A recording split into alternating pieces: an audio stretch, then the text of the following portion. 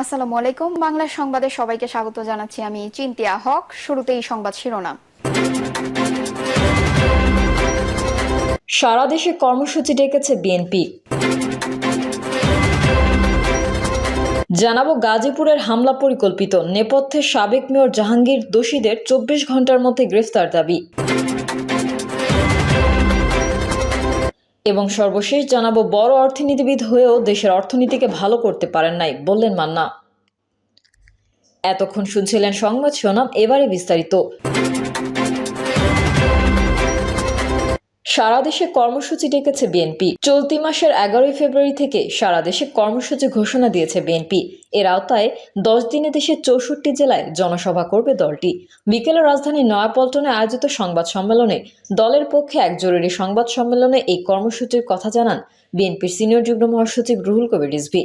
তিনি জানান, নিত্য প্রয়োজনীয় পণ্যের মূল্যবৃদ্ধি সহনীয় পর্যায়ে রাখা, অবনতিশীল আইনশৃঙ্খলা পরিস্থিতির উন্নতি, দ্রুত গণতান্ত্রিক যাত্রাপথে উত্তরণের জন্য নির্বাচনী রোডম্যাপ ঘোষণা এবং রাষ্ট্রে পতিত ফ্যাসিবাদের নানা চক্রান্তের অপচেষ্টা মোকাবেলা সহ বিভিন্ন জনদাবিতে আগামী 11 ফেব্রুয়ারি থেকে রমজান শুরু হওয়ার আগ পর্যন্ত বিএনপির উদ্যোগে সারা দেশে জেলা ও মহানগর পর্যায়ক্রমে সভা সমাবেশ অনুষ্ঠিত হবে। এ সময় রিজভী বলেন, পতিত স্বৈরাচার শেখ হাসিনার ফ্যাসিস্টদের সহযোগীরা এখন প্রশাসনের বিভিন্ন গুরুত্বপূর্ণ জায়গা দখল করে রয়েছে। যারা 5ই আগস্টের পরিবর্তনকে মনে প্রাণে মেনে নিতে পারেনি, এমন লোকেদের চিহ্নিত করতে না পারলে অন্তর্বর্তীকালীন সরকারের পক্ষে সফল হওয়া কঠিন। তিনি বলেন, বিএনপির ভারপ্রাপ্ত চেয়ারম্যান তারেক রহমান বলেছেন, অন্তর্বর্তীকালীন সরকারের সব পদক্ষেপ সবার কাছে সাফল্য হিসেবে বিবেচিত নাও হতে পারে, কিন্তু এই সরকারের ব্যর্থতা গণতন্ত্রের পক্ষের শক্তির ব্যর্থতা হিসেবেই পরিগণিত হবে। এই কারণে বিএনপি অন্তর্বর্তীকালীন সরকারকে সফল দেখতে চায়, কিন্তু সরকার নিজেদেরকে সফল দেখতে চায় কিনা এটিও ভাবার বিষয় রয়েছে। সরকারের কর্মপরিকল্পনা রোডম্যাপে কম গুরুত্বপূর্ণ ইস্যু বাদ দিয়ে জনগণের নিত্যদিনের দুঃখ দুর্দশা লাঘবে অগ্রাধিকারের ভিত্তিতে পদক্ষেপ নেওয়া জরুরি। রিজভী বলেন, ছাত্র জনতার অভ্যুত্থানে গত 5ই আগস্ট ফ্যাসিবাদের জননী শেখ হাসিনা ভারতে পালিয়ে গিয়ে অবৈধভাবে বসবাস করছে এবং ষড়যন্ত্রমূলক অডিও রেকর্ড প্রকাশের মাধ্যমে দেশকে অস্থিতিশীল করতে একের পর এক উস্কানি দিচ্ছে। ফ্যাসিস্ট শেখ হাসিনার উস্কানিতে ইতোমধ্যে গণহত্যাকারী দল আওয়ামী লীগের নেতাকর্মীরা সারা দেশে গুপ্ত হামলা, ঝটিকা মিছিল ও জনসংযোগ শুরু করেছে। গত জয় বাংলা স্লোগান দিয়ে রক্তপিপাসু আওয়ামী দুর্বৃত্তরা গাজীপুরে ছাত্র জনতার ওপর নারকীয় আক্রমণ চালিয়েছে। 15 জনের বেশি গুরুতর জখম হয়েছেন। পতিত সরকারের গাজীপুরের সাবেক মেয়র জাহাঙ্গীর ফ্যাসিস্টদের নিয়ে ভার্চুয়ালি মিটিং করে বলেছেন, যে শহরে আমরা দিনের বেলা ঘুরতে পারি না, সেই শহরের কাউকে আমরা ঘুমাতে দিব না। লীগের নয়া প্রজেক্টের মাস্টার প্ল্যানারদের একজন সে। এমন ভয়ঙ্কর সন্ত্রাসীকে এখনও গ্রেফতার করতে না পারা সরকারের চরম ব্যর্থতা। বিএনপির এই সিনিয়র নেতা বলেন, দুর্নীতির মাফিয়া চক্রের অন্যতম শিখণ্ডী পলাতক সাবেক আইজিপি বেনজির আহমেদ ফ্যাসিস্ট সরকারের অনুসারীদের সঙ্গে ভার্চুয়াল কনফারেন্সে ষড়যন্ত্রমূলক সভা করছেন। এটি সভায় অংশ নিয়ে তিনি বলেছেন, পুলিশের ও প্রশাসনের 90% আওয়ামী লীগের সমর্থক এবং তাদের সঙ্গে সার্বক্ষণিক যোগাযোগ রয়েছে। তাদের সঙ্গে যোগাযোগ রেখে প্ল্যান করা হচ্ছে। গোপন ষড়যন্ত্রে লিপ্ত নজিরবিহীন দুর্নীতির মহানায়ক সাবেক আইজিপি বিএনপি আহমেদরা। বেনজির আহমেদের রাষ্ট্রের বিরুদ্ধে গোপনীয় ষড়যন্ত্রমূলক কর্মকাণ্ডের খবর প্রকাশ্যে আসার পরও প্রশাসন নির্বিকার। বেনজির আহমেদের সঙ্গে ফ্যাসিস্ট সরকারের অনুসারীদের ভার্চুয়াল কনফারেন্সে যারা জড়িত তারা আইনের আওতার মধ্যে পড়ে। ইতোমধ্যে হাসিনার নির্দেশে গোপালগঞ্জের টুঙ্গিপাড়ায় পুলিশ সদস্যদের ওপর হামলা চালানো হয়েছে। পুলিশ সদস্যকে অবরুদ্ধ করে পুলিশের গাড়ি ভাঙচুর করেছে আওয়ামী দুর্বৃত্তরা। তিনি বলেন, পুলিশের গাড়ি থেকে পাবনার সুজানগর উপজেলা আওয়ামী লীগের সভাপতি আব্দুল ওহাবকে ছিনিয়ে নেওয়া হয়েছে। সারা দেশে আওয়ামী লীগের সন্ত্রাসীরা সন্ত্রাস চালিয়ে যাচ্ছে। গত 8ই আগস্ট ক্ষমতা গ্রহণের পর থেকে অন্তর্বর্তীকালীন সরকার গণহত্যাকারী আওয়ামী দুর্বৃত্তদের গ্রেফতার ও বিচারের বিষয়ে যতটা কঠোর হওয়া দরকার ছিল, উল্টো বিপরীত চিত্র পরিলক্ষিত হয়েছে। সংবাদপত্রের প্রতিবেদন অনুযায়ী এই পর্যন্ত গণহত্যাকারী দল আওয়ামী লীগের 572 জন নেতা ও তার দোসরদের জামিন হয়েছে।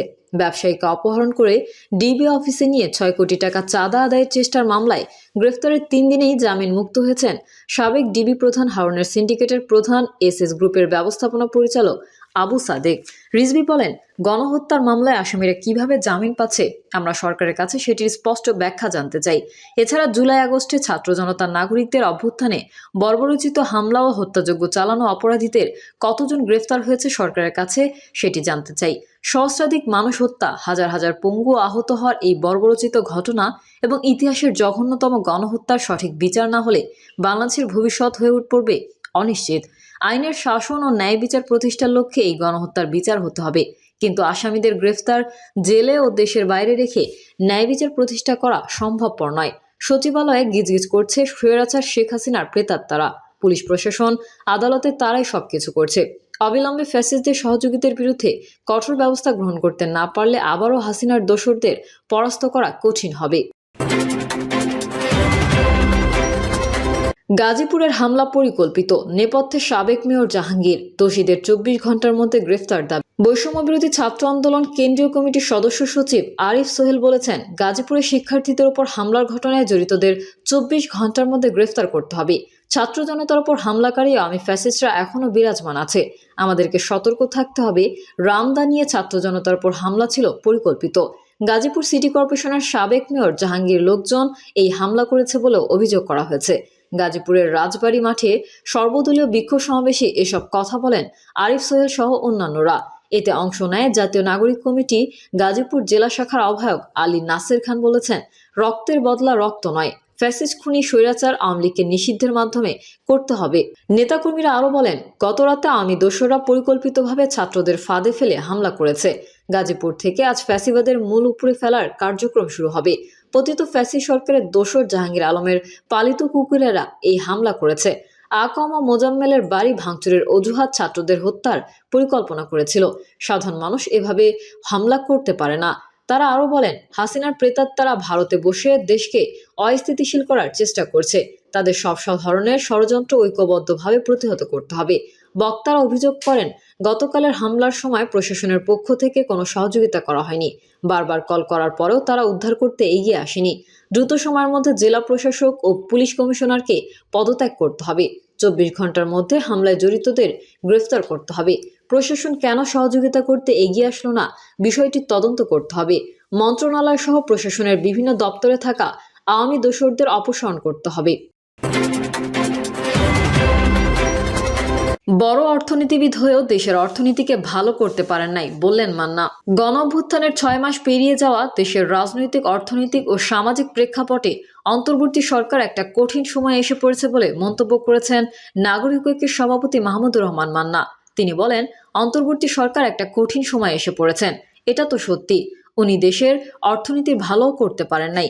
এত বড় অর্থনীতিবিদ, জিনিসপত্রের দাম কমাতে পারেন নাই, ইনভেস্টমেন্ট বাড়েনি, ইনকাম রেট বাড়েনি, দেশের আইন শৃঙ্খলা পরিস্থিতি দুর্বল।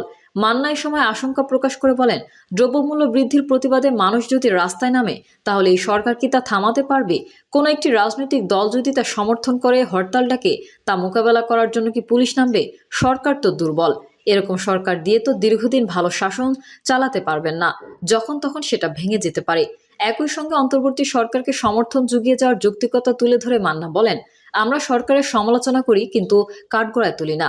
আমরা জানি এই সরকার পরাজিত হলে আমরাও পরাজিত হব।